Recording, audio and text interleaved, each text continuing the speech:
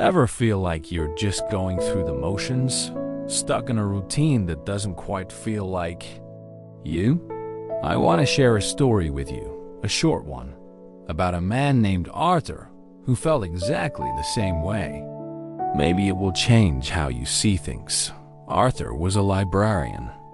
Not the exciting, adventurous kind you see in movies, but the quiet, predictable kind.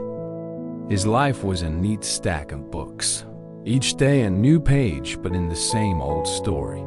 He'd wake up, go to work, stamp books, come home, watch TV, and sleep. Rinse and repeat. He wasn't unhappy, but he wasn't truly happy either. He was just there. He often dreamed of being a painter, of splashing vibrant colors onto a blank canvas, creating something beautiful from nothing. But the thought was always followed by a sigh. "I'm too old," he'd tell himself. "I've missed my chance."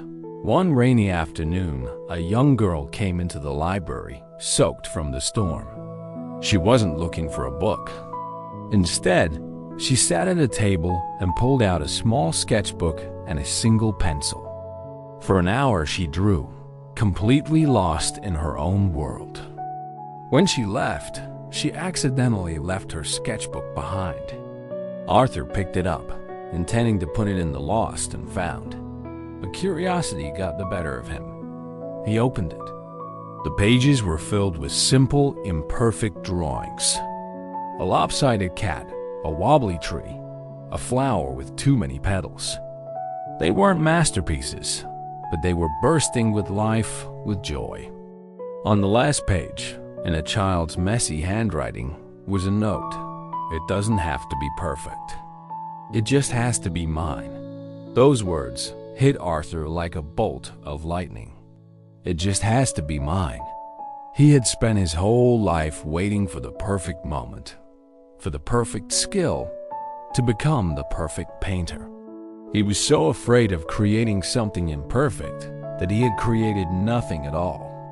He realized his life wasn't a finished book he was just reading. It was a blank canvas, and he had been too scared to make the first stroke. That very evening, Arthur didn't turn on the TV. He went to a small art supply store just before it closed and bought a small set of watercolors and a pad of paper. He went home, sat at his kitchen table, and dipped a brush in blue paint. His hand trembled as he touched it to the paper. The first stroke was clumsy. The second was a bit of a mess. He was painting a simple sky, but it looked more like a puddle. He almost stopped. He almost let that old voice of doubt win. But then he remembered the little girl's note. "It just has to be mine." He took a deep breath and kept going. He added clouds, a sun, a little bird. It was far from perfect. The bird looked more like a smudge. But as he looked at his clumsy, colorful, wonderful creation, a genuine smile spread across his face for the first time in years. It wasn't a masterpiece, but it was his. Arthur didn't quit his job the next day. He didn't suddenly become a world-famous artist. But he kept painting every single day.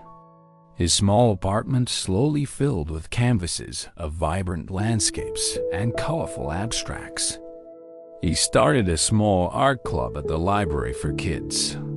He wasn't just Arthur the librarian anymore. He was Arthur, the man who painted. He was more alive, more engaged, more him. The story of Arthur isn't about becoming a great painter. It's about picking up the brush. It's about giving yourself permission to be a beginner, to be imperfect, to try something new just for the joy of it. We all have a someday I'll paint dream tucked away. A business we want to start, a language we want to learn, an instrument we want to play. We wait for the right time, the right skills, the right sign. But the sign is this: your life is your canvas. It doesn't have to be a perfect masterpiece for the world to admire. It just has to be yours. A life filled with your colors, your brushstrokes, your happy accidents. So, what's the first stroke you're going to make today? Don't wait for someday. Start creating the best version of yourself right now. It won't be perfect, but it will be wonderfully, uniquely yours. Thanks for listening. If this story resonated with you, consider subscribing for more. Take care.